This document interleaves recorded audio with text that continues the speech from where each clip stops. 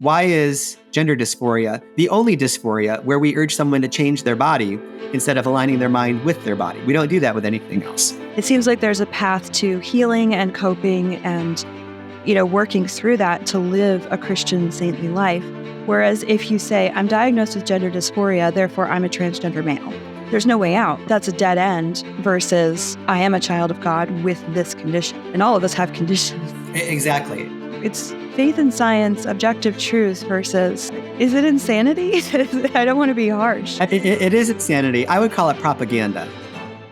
Today I am joined by John Bursch. He is Senior Counsel and Vice President of Appellate Advocacy with Alliance Defending Freedom, ADF. Bursch has argued 12 Supreme Court cases, we will get into that a little bit, and 36 state Supreme Court cases defending religious liberty, free speech, parental rights, marriage and family, and the right to life. So thank you for your service to our country and the church in that. He's a fourth-degree Knight of Columbus. John recently authored Loving God's Children, the Church and Gender Ideology. This is my son's first question. Fourth-degree Knight, do you have your sword? I do not. And that's one of my regrets. Unfortunately, my work life, defending unborn babies and free speech and families who don't want to have their kids mangled and injected by doctors, has kept me too busy from getting the sword.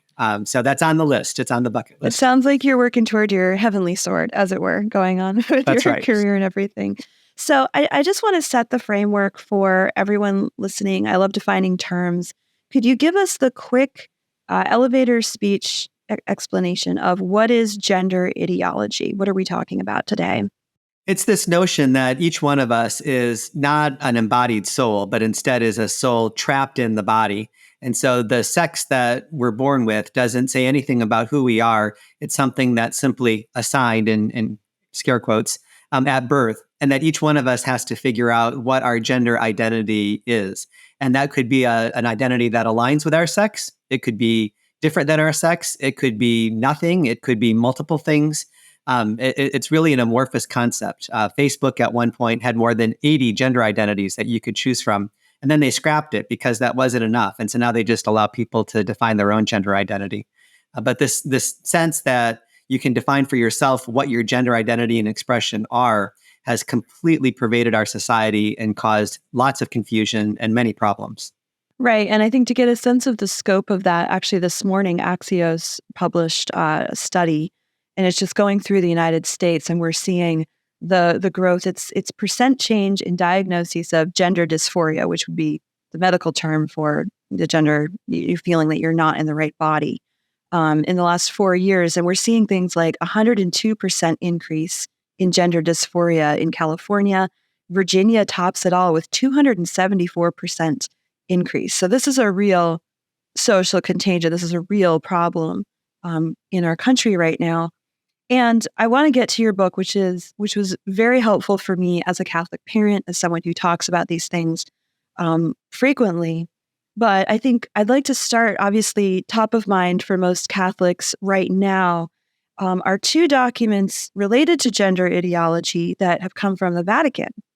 And of course, we're talking about Fiducia Supplicans, the document that's allowing or encouraging priests to give blessings to same-sex couples. And then earlier in the fall, this might have gone under the radar for a lot of people, but we had the same dicastery, DDF's response to a dubia about participation in the sacraments of baptism and matrimony by transgender persons, and I'm using the document's language, transgender persons and homosexual persons. And a lot of virtual ink has been spilled on these documents and trying to explain them and calm the fears of Catholics who are concerned that this kind of language is coming from the top offices in the church. And you yourself have written on it. Just really quickly, what's your quick take on the direction these documents seem to be pointing the church? Yeah, I did do commentaries for the National Catholic Register that you can find online on both of the documents. And there's really two top-line takeaways. The first is that church teaching hasn't changed with respect to human sexuality and marriage. And that's really important for people to understand. We have an infallible church, and the Holy Spirit continues to protect us in these areas. But that said, both of these documents are very confusing. They've got language that can be misinterpreted intentionally or unintentionally. You can certainly see that with the marriage blessings. The document itself is very clear, and the DDF has subsequently clarified even more that this isn't about blessing same-sex unions, and yet you see priests putting on rainbow-colored stoles and doing exactly that in the altar spaces at church. I mean, that's not what's supposed to be happening, and that's a byproduct of really ambiguous, vague writing. And what both documents lacked is the kind of straightforward, honest truth-telling that we see in things like the theology of the body and the church's many other documents about human sexuality and marriage. And we also don't see a call to repentance. So, for example, with the baptisms, it's clear if you parse the language really carefully, as I explained in the commentary, that if someone is not repentant about expressing their transgender identity, then they would not be eligible for baptism, notwithstanding what that document says. But you really have to parse it like a lawyer in order to be able to get that understanding from it. And so the result is going to be people baptizing individuals who identify with a trans identity instead of their natal sex in ways that are contrary to church teaching. So they're documents that in the long haul don't change anything, but cause a lot of concern and consternation and potentially even schism in the church. And you can see that with the responses of the various bishop conferences to the more recent document, that people just don't have any clarity from these. These aren't the kinds of teaching documents that we're used to seeing from the church on these very important subjects. Right. And I think one of the most concerning things, again, I don't want to, basically no document that's pastoral you should have to be a lawyer to understand it, right? Because what percent of Catholics around the world are, trained lawyers and like, we're going to parse all the language and really understand what's going on. So pastorally, I agree, it seems to be a total failure in defending and promoting the teaching. And it seems rooted in the language that the documents have adopted really seems to be, to me, the language of gender ideology. And you talk in the book about how Alfred Kinsey, one of the, drivers of the sexual revolution and, allied with John Money, how he was really the first one to speak about a person being homosexual or homosexual persons. And we're seeing in these documents that same language, transgender person and same-sex couple. Is Cardinal Fernandez really, is he simply adopting the language of gender ideology? And does that mean that not only the language, but the institution is being infiltrated by this movement, do you think? Yeah, I don't know what's in Cardinal Fernandez's head when he writes these things. It's obvious from some of the news reports that we've read that he's not consulting with other people before he puts these out, which is a mistake. But if we assume the best intentions, he's just trying to be an inclusive church and call people in so that they can be called to repentance, it's a mistake on his part to use this language because all of us have an identity, and that identity is not defined by our feelings. It's not defined by our proclivities. It's not defined by our choices. It's defined by the fact that God created us. Each one of us is a son or daughter of God, and that is our only identity. And so when you start to speak in terms of identity along the LGBT spectrum, I am gay, I am homosexual, I am transgender, then we are denying our God-given identity and putting on a different identity. And what's particularly dangerous about that is that it fools people into thinking they have to act in accord with that identity. So for example, if I started smoking as a teenager and someone started calling me a smoker and I identified with that, that would make me more likely to smoke in the future because that's who I am. I'm a smoker. And so when we give someone a trans identity, it makes it more likely that they'll continue to sin in not recognizing their God-given sex and its expression through their body. These seem like simple things. It seems to be inclusive when we use that kind of language, but it's actually very dangerous and it's inviting people to sin instead of repentance. And I think that's a mistake. Right. That's really interesting, especially with this study coming out this morning about gender dysphoria, whereas you could diagnose someone and they could say, well, I am a child of God who struggles with gender dysphoria. It seems like there's a path to healing and coping and, working through that to live a Christian saintly life. Whereas if you say, I'm diagnosed with gender dysphoria, therefore I'm a transgender male, or I'm therefore a transgender female, there's no way out, right? Like that's a dead end versus I am a child of God with this condition. And all of us have conditions. Exactly. And it's readily apparent when you compare it to another type of dysphoria that many people are familiar with, which would be anorexia, an eating disorder where someone in their mind feels that they're fat, even though the reality of their body is that they're not. They're the right size or maybe even too thin and they need to eat more. And so once you had that mental health diagnosis, if you started to identify as an anorexic, you could see how that would guide your choices and your thinking in a way going forward that would be counterproductive to overcoming the mental health problem and returning to a state of total health. It's fascinating.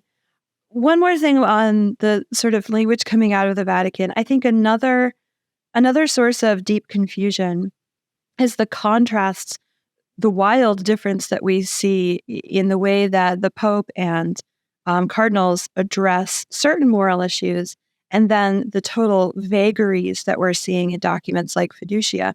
And in your book, actually, you quote Pope Francis from Memorial Laetitiae, and I did want to read this because this is an example where it was so clear what he was trying to say. And the question was, how can we accompany someone who is prohibited from baptism or confirmation or from serving as a sponsor or witness, because we're all concerned about accompaniment. And Pope Francis wrote in Amoris Laetitia, if someone flaunts an objective sin as if it were part of the Christian ideal or wants to impose something other than what the Church teaches, he or she can in no way presume to teach or preach to others. I mean, that seems pretty clear. Such a person needs to listen once more to the gospel message and it's called to conversion. Yet even for that person, there can be some way of taking part in the life of community, whether in social service, prayer meetings, or another way. But he's very clear there to say that they can't be in a position of mentorship or teaching or leading others. So how can the Holy Father be so staunch and so clear on this one area of sexual gender, or one document talking about gender ideology and how we help people in that situation, and then allow this sort of very vague and confusing message to come out another day? That's a great question. And I wish I had an answer to it. Oh, darn. I was hoping you had the answer. I know you've read the book, and it's littered with quotes from Pope Francis, public comments, from addresses, from formal papal documents, encyclicals, and things like that are all very clear on this issue. Pope Francis, in his teaching, could not have been more plain that we are embodied souls. And so our sex-based nature that God gave us is expressed in our body in a way that can't be changed. And that if we reject that, it violates two relationships. It violates our relationship with God because we're rejecting the gift, but it also violates our relationships with other people because we're not being true to who we are. So the two great commandments, love God and love others, we're in violation of both of those when we pursue a trans identity. And he was so clear about that. I think, if I can speculate just a little bit, partly the problem is Cardinal Fernandez, who is not a clear writer, at least not in the first couple of documents that he's issued in his new position.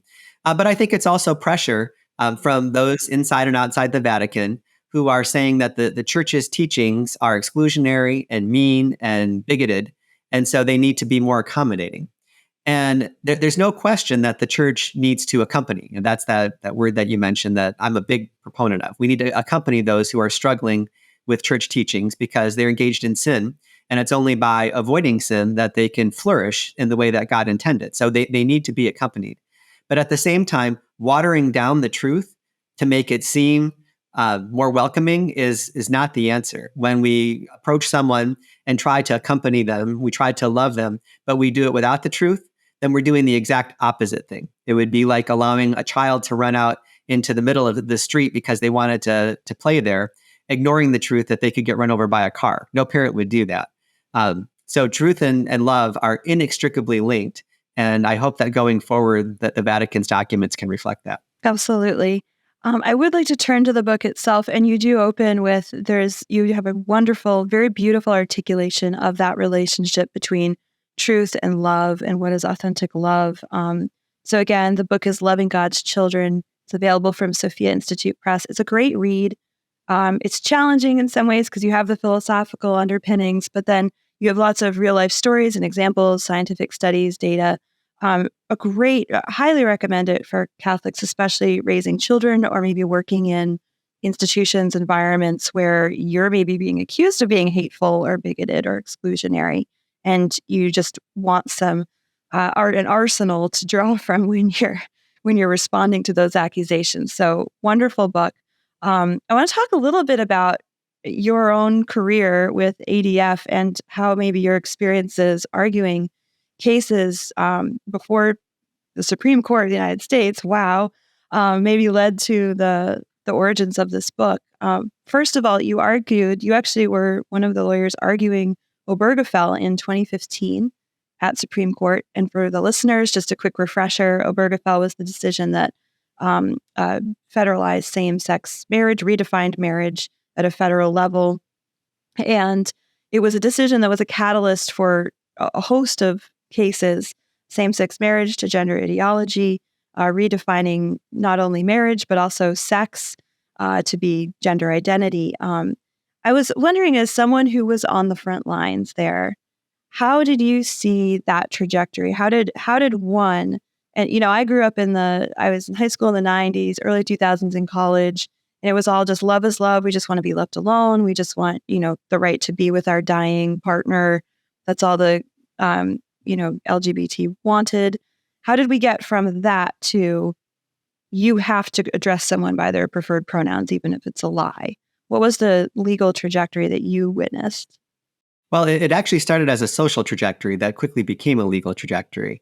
The social trajectory is that it was never just about the right to be left alone to love your partner. It was demanding that society accept this relationship and promote it in a way that was equal to marriage between one man and one woman. And as soon as the decision came down in the summer of 2015, within a matter of weeks, anticipating what was going to happen, the progressive movement was already in the process of attaching the T to the LGB. And what I mean by that is, the cable TV show comes out featuring Jazz, the young boy whose family allowed him to transition into being a girl and then splashed him on reality TV. Bruce Jenner, who came out as Caitlyn Jenner, on the cover of all the magazines and on the talk shows. That happened literally within weeks of Obergefell. They were planning this well in advance. And the idea was that if we can move people off of marriage and onto this other issue, transgender issue, then it's less likely that there's going to be a pushback on same-sex marriage the way there was against abortion when Roe was decided. And one of the lessons that I took away as the attorney who represented Michigan defending its law, it had a constitutional provision that defined marriage between one man and one woman, came when I came out on the courthouse steps, because there were thousands of people out there, and the vast majority of them had the signs that said love is love, and they were holding their kids' hands and things like that. And the only few people who were representing the Catholic Church's view of marriage, that marriage could only be an exclusive relationship, a permanent relationship between one man and one woman, were the Westboro Baptist folks who were holding up the signs that said all gays were going to go to hell. There was not a single person talking about the beauty of marriage at the courthouse steps. And so we had completely lost the public narrative regarding the truth of marriage. And so it was really important to me as we moved forward into the transgender space that we talked not only about the legal issues, but that we talked about the issue culturally, socially, religiously, spiritually, scientifically, so that people had the whole picture. And what happened legally, and this was really the inspiration for the book. When I argued Obergefell, I was not yet with Alliance Defending Freedom. I arrived there about 5.5 years ago. And the very first cases that we saw were boys identifying as girls being allowed in the girls' locker rooms and restrooms and things like that. And that didn't get a lot of publicity, and the court cases did not go well. The courts almost uniformly allowed that to continue going on. But, from there, it went from that into the athletes. All of a sudden, boys were winning state championships in track and field and swimming and things like that. From there, it went into compelled pronouns in the workplace, where people were being compelled to use preferred pronouns or otherwise they could lose their job. From there, it went into school detransitioning issues where counselors and teachers are encouraging kids to transition at school, using extensive curriculum to do that, but keeping it a secret from the parents, to finally to the point where now kids in California and some other states are being taken away from their parents if their parents won't affirm their trans identity and help them transition. Or in Oregon, where people are being denied the right to foster or adopt kids if they won't agree ahead of time that they'll support their kids in their trans identity. So that was kind of the arc. And as I was watching all that happen, of course, I needed to learn a lot about the science and about the legal arguments so that I could represent the issues in court to try to protect people, protect parents, protect their kids. But it was crucially important that I had the whole package so that when I talk publicly about these things, that someday when the next gender ideology case is at the Supreme Court, whether that's an athlete case or one of these cases where the states prohibit transitions before the age of majority, that we'll have more than just the Westboro Baptist type groups advocating for our side of the issue and helping people understand that what's best for human flourishing is to encourage kids to identify with who they are, with their identity as a son or daughter of God and the sex that God gave them. That's awesome. And yeah, that whole package, the book is the whole package. So to kind of turn to the book itself, you start with a discussion of authentic freedom and objective truth. And this is really important with your work as a lawyer as well. I mean, lawyers kind of, when you're arguing, when anyone who bases their job on argument, you depend on the other person agreeing, okay, there's some kind of objective, something we're trying to get to. So these ideas of freedom and free speech. So for those of us who are not trained philosophically, why do you start a book about sex talking about freedom? I'm so glad you asked that. I wanted to start the book jumping right into the topic of gender ideology. And then I thought there's going to be a good number of people out there who don't think that there's any such thing as objective truth, that we're moral relativists now. In fact, Pope Benedict, when asked what the greatest problem facing the world is, he didn't say abortion. He didn't say failure to believe in the true presence of the Eucharist. He didn't say nuclear war. He said it was moral relativism. And today, among our young people, talking about adolescents, teenagers, college students, 90% plus of them describe themselves as moral relativists. So what's true for you is true for you, and what's true for me is true for me. And that takes our discussions about really important things like, who am I? And what's my purpose in this life? And what did God design me to be? Is there such a thing as a sex that defines who I am? Those just become mere opinions, like my favorite kind of ice cream or my favorite cookie. And you can't have serious conversations about it. So I really felt like I needed to talk about objective truth versus moral relativism and make the case why we should all accept the truth. Because if we can't do that, we can't even begin to have a dialogue about all these other important issues that kind of circle human sexuality, marriage, and gender ideology. Excellent. Yeah. And then from that discussion, you move into really objective truth, reality, right? So multiple scientific studies about the effects in real life on real people of this gender ideology. And that would be when people identify as a gender other than their sex, that there are real consequences for that. And you go through those things that we know now about the effect of transitioning or attempting to transition on the psyche, on mental health. And I think this really connected that idea of objective truth with authentic love. Because I think a lot of Catholics hear, well, if you don't support these people in doing whatever they want, then you don't love them or you're not accepting them as God made them. So just for the audience, if you could summarize, what is the objective truth about quote unquote gender affirming care?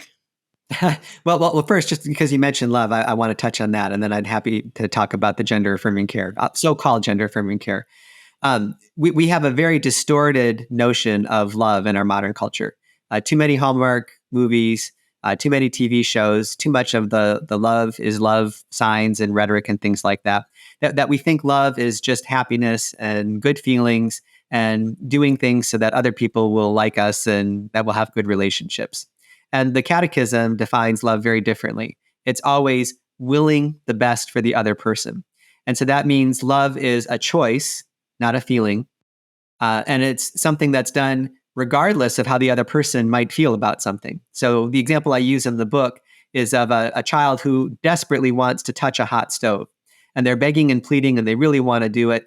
And still their parent would say no, because they understand an objective truth the child doesn't, that touching a hot stove will burn you, it'll hurt you. And so no matter how much the child wants it, the parent won't give in because they love the child. They will what's best for them. And if we think about that example in the context of gender ideology, if we know what's best for someone, then we should never encourage them to do something that will harm them. That's the opposite of what's best for them, because that's not loving. And when it comes to so-called gender affirming care, the truth is stark. Notwithstanding what you hear from the American Medical Association and from politicians in the United States, we have solid medical and scientific evidence based on decades of studies from other countries that shows that gender affirming care is one of the worst things that you can do for a child who's suffering from gender dysphoria. The countries who really pioneered that kind of medical care, the UK, Finland, Sweden, Denmark, they've all walked away from it, and they've closed their gender clinics because they determined after years of observation that the care was at best not doing anything positive, and at worst was actually detrimental to health. So for example, the best long-term studies that we have about adults who have transitioned show that they have a higher incidence of suicide than someone who has gender dysphoria and doesn't go through those treatments. They have higher incidence of mental health problems. In addition, going through the transitioning has all kinds of bad effects on your brain development, on your bone density, on your heart strength. Of course, you're going to be infertile. You're going to lack a sexual capacity. Right down the line, almost by any measure, objective measure that you can look at, these interventions are not helping people. And so if we want to be truly loving to those who are experiencing gender dysphoria, we should encourage them to do what they can to align their mind with their body, what they're feeling with what is reality. In the same way that we would do that with someone who has anorexia, to go back to that dysphoria example. If we had a daughter or a sister or a friend who was suffering from an eating disorder, we would never in a million years tell them to eat less or to have a surgery so that they can get thinner. Instead, we would do everything to help them to overcome the dysphoria, recognize the problem, and be able to restore their body to full health. And that's what we need to be doing when it comes to those who experience gender dysphoria. Right. And I think it's really hurtful for Catholics in a way to hear language like you're hateful and you're bigoted. And so the reaction is, well, I don't want to be that. But if we stop to think about it for a moment, it just common sense is like maybe we shouldn't. It makes so much sense, and I think that's part of the terrifying and disorienting thing about the rapid rise of gender ideology in everyday people's lives. And I was talking about this with a colleague yesterday.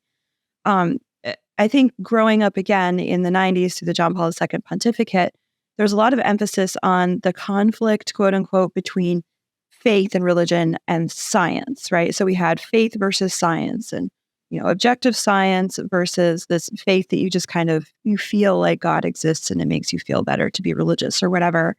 But the way that your book frames it, what I came away with is we're actually in a place now where it's faith and religion and science over here, and I don't even know what to call it on the other, what we're fighting against. It's like insanity, so it's very much, I felt like, John Paul II vindicated faith and reason are, working together here to resist this tyranny. It's faith and science, objective truth versus, is it insanity?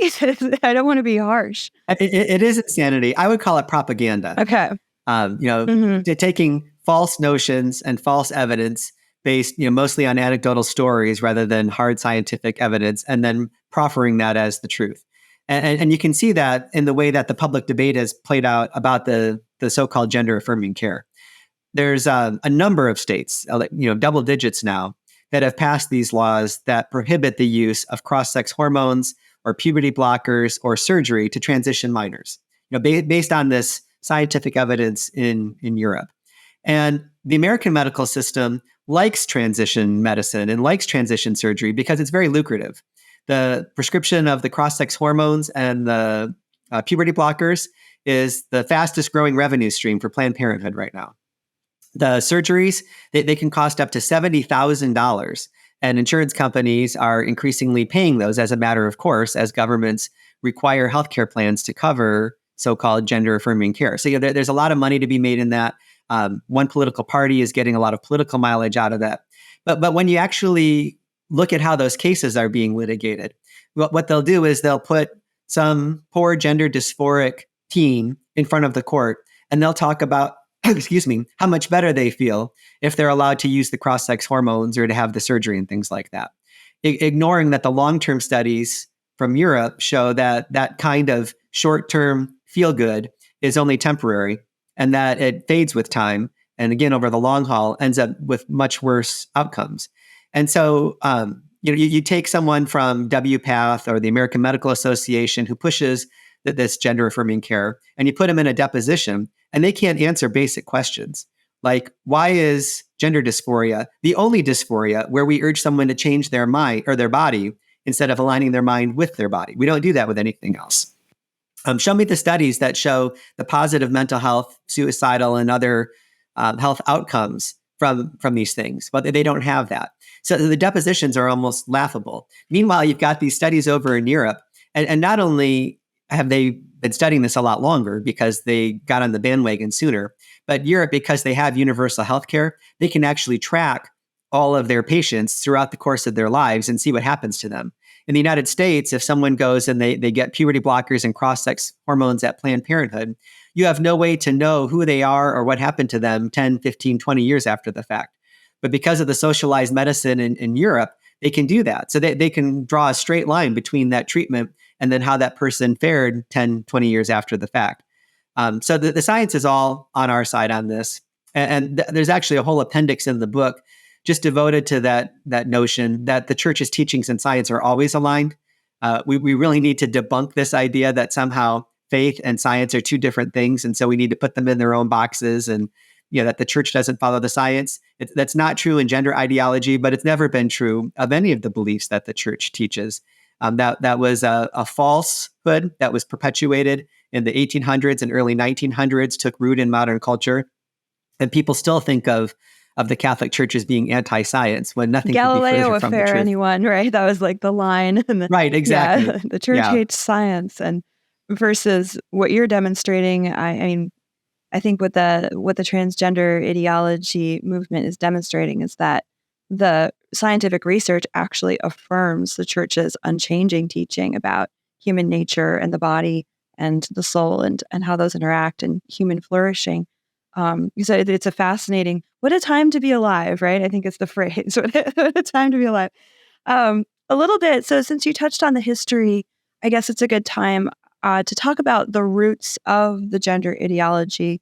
Because again, I think those of us who have been following this for a long time aren't terribly surprised to be where we are, but maybe it is shocking to feel how rapid it was in a way in terms of, less my adult life. Basically, we've gone from love is love to men are women, women are men, and everything in between.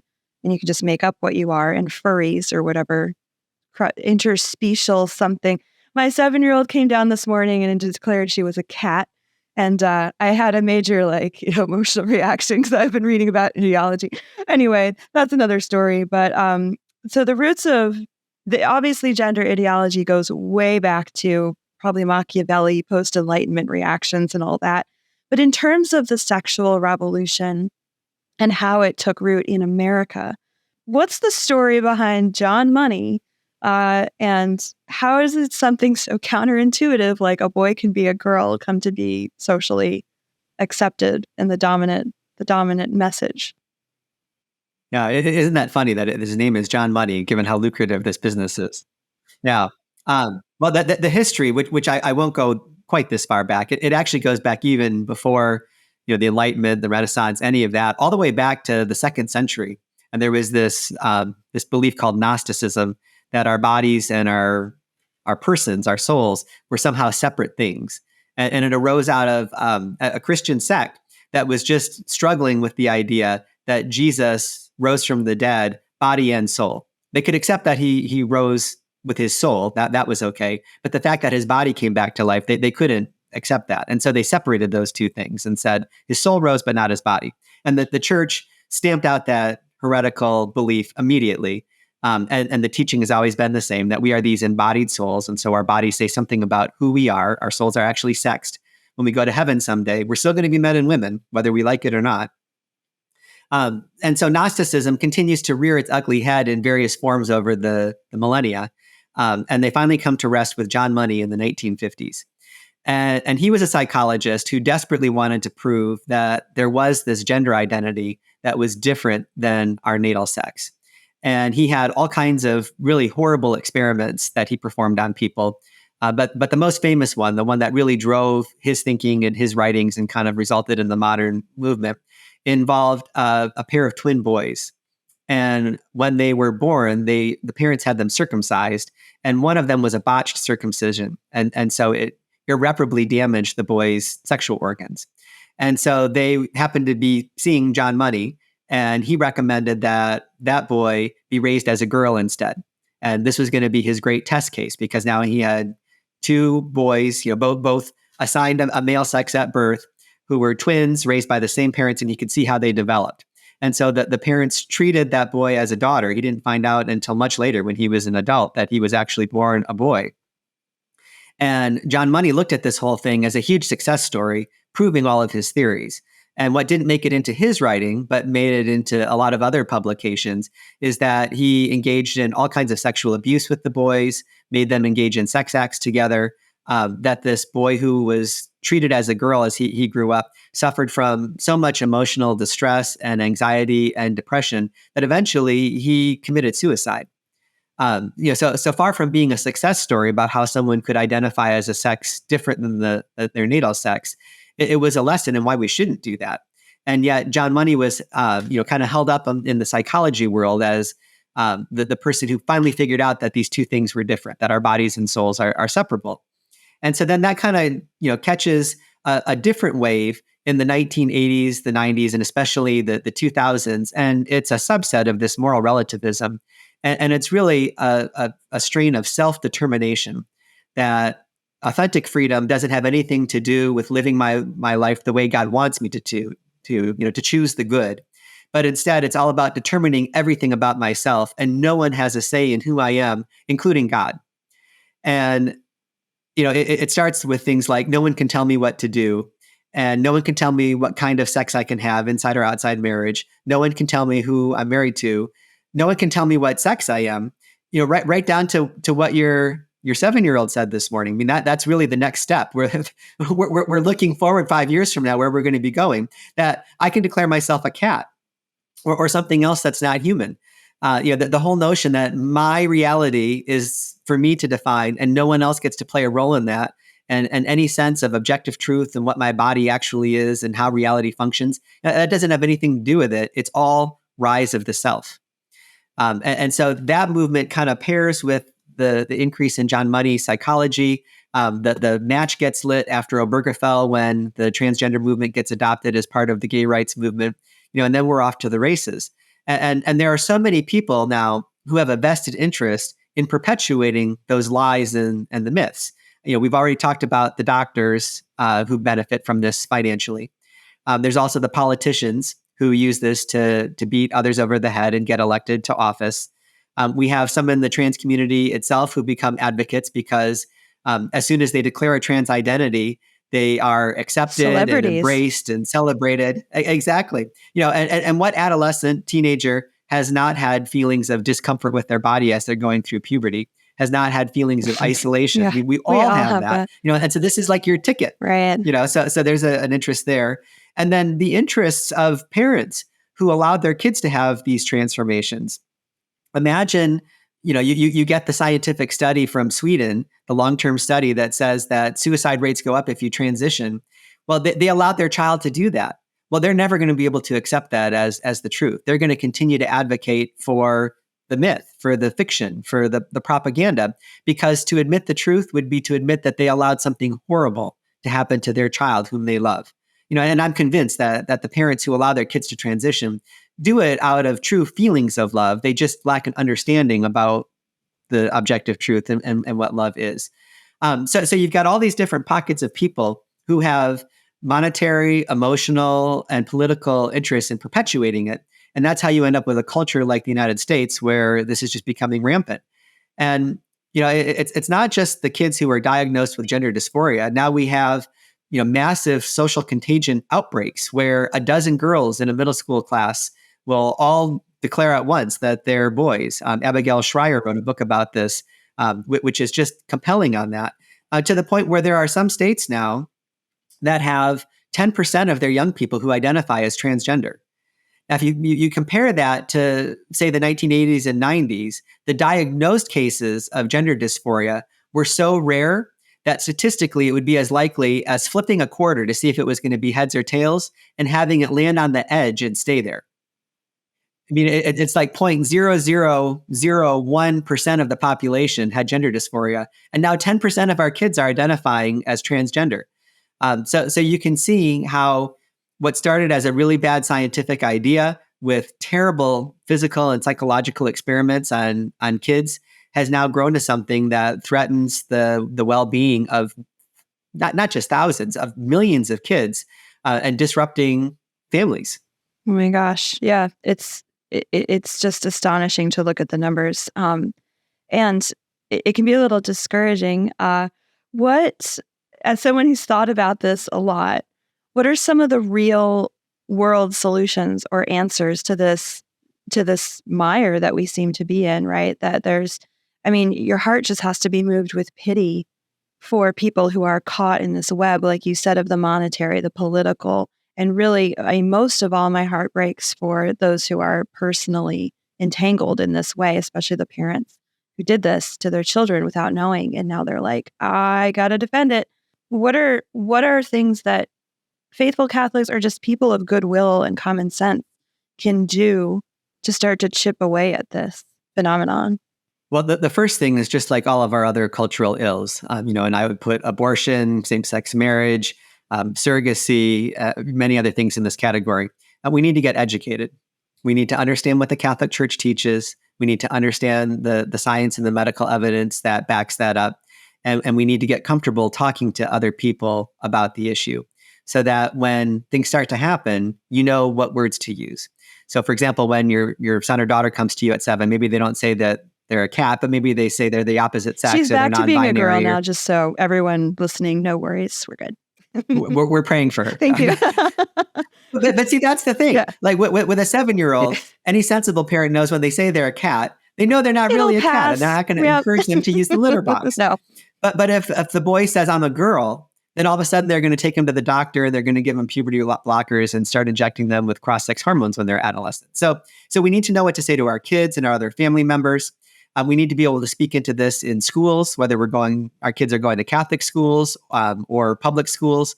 The kids are going to be hearing about it there from their classmates. In a public school, they're likely to hear about it in the curriculum. In California, kindergartners are asked to profess their gender identity already, 5 years old. It's unbelievable. They have school clubs set up so that kids can get together and talk about their gender identity. And then parents wonder why their kids are coming home with all these crazy ideas at the end of the school day. So we need to do all of that. And then when we're confronted with a situation where we can accompany or intersect ourselves in a loving way, we need to do that. In a school setting, it might be to talk to the teachers or the school board, if necessary, about adopting policies to make sure that they're not transitioning kids at school without parents' knowledge, to make sure they're not allowing kids to use the opposite sex restroom and locker room, to make sure that the athletic teams are assigned based only on sex and not on gender identity, all those kinds of things. When it involves someone who says they may be having feelings of gender dysphoria, that means getting them real help, getting them to a counselor, preferably a Catholic one, but at least one who believes in the teachings of the Catholic Church, to explore the reasons why they're feeling dysphoric. First, everybody needs to understand that dysphoria can be intense and horrible. The suicide rate for adolescents and teens who are diagnosed with gender dysphoria is 12 times that of the rest of the population. So that's why it's so important that we get them professional help. But again, if they do the transition, that goes up to 19 times the general population. And so that's why transition is not the answer. But back to helping those kids. It's explaining to them what happens when kids transition. It's cutting off their social media because they're being fed pro-trans messages on TikTok, on Instagram, on every social media platform that you can imagine. It's watching the television shows and the movies that they watch. People may not be aware that Blue's Clues, a really fun show that my kids watched in the late 1990s, early 2000s, involving the little cartoon dog, had a pride parade on it. And part of the pride parade included a beaver who had tape over her chest because she had her breasts removed as part of a gender transition. This is a show for 4, 5, and 6-year-olds. So we need to protect our kids from that. But mostly just to speak the truth to them when this happens. The thing that kind of haunts me, not as a lawyer, but as a dad and as a Catholic, is this idea that someone out there, might come to me and I don't speak the right words to them. And then they come back 10 years later and their bodies are disfigured and they figured out that everything that they followed, the propaganda, was a mistake. And they say, why didn't you tell me? Why didn't you tell me that there were other ways for me to deal with this dysphoria? Why didn't you tell me the harmful effects that I was going to be impacting on my own body if I followed this course? I don't ever want to be in that position. And I hope anyone listening to this podcast doesn't want to be in that position either. If we want to be loving Catholics, we need to engage. And that means we have a lot of work to do. Right. And I think the idea of not burying our heads in the sand, not assuming everything's okay, this will never come to my doorstep. We're so far past that. This is in every community. This is on every secular TV show. This is everywhere. It's in every public school. And again, the book does such a great job. That chapter, How Do We Respond? You sort of have a catechism, as it were, of that Catholics should know. And we, those of us in the homeschool community, we have the Baltimore Catechism, so our kids are memorizing that. And we ourselves need to be working on having those responses to that list of questions. And like you said, being able to defend, not defend the faith, but just speak the beauty of the truth. I don't want it to sound like we have to be on the defensive and passive about this, but like you said, to be able to speak about the truth of marriage and sexuality and human freedom and the flourishing life, the good life. So I would like to close by asking you to play Nostradamus a little bit here. So it's 2024, everyone's like election year, we're looking forward. What's going to happen? We look at history a lot to learn from the past. So what do you see as the next 10 years in the gender ideology movement? What do you see as coming down the pipe next? Well, unfortunately, I think that the pendulum is not going to swing back quite yet. Human beings never lack in their imagination when it comes to the capacity to sin and violate God's plan. And so as we were talking earlier, I think that there's a transhumanism movement that's still on the horizon. And whether it'll be here in 5 years, maybe not. Within 10 years, I think it probably will. And that'll involve people identifying as animals, as objects, increasingly using technology to modify their body in different ways. All of it rejecting the gift of the body that God gave us, the body that we're supposed to treasure and protect because it's who we are. So I think it's going to get worse before it gets better. And I do see some positive signs, but they're not enough. Last summer, you might remember, Bud Light's sales plummeted overnight because they used a transgender spokesperson. That was a mistake on their part. Target, had the boycotts because they had the transgender swimsuits for kids, as young as 5 or 6 years old to hide their sexual body parts because kids wanted to identify as something else. I think that was kind of a cultural wake-up moment. I compare that to 5 years ago when no one really cared about what was happening in the restrooms and the locker rooms. And I see the way people galvanized around those marketing efforts, are starting to galvanize around the female athletes. The male swimmer who won the title at the NCAA meets 2 years ago and beat 2 female Olympic athletes, in those races. I think that caused a lot of people to wake up. Certainly some of our cases, the female athletes in Connecticut who lost 15 state track and field titles to 2 boys who identified as girls, people are starting to wake up. And so that's good. But if we want to avoid having a cultural moment like I experienced on the courthouse steps at the U.S. Supreme Court after Obergefell, we need to do a lot more. It needs to be a full court press like we've done with abortion. And people kind of look at the state of abortion in our country right now, and they're discouraged by what's happened since Dobbs. But my message to them is, look how far we've come.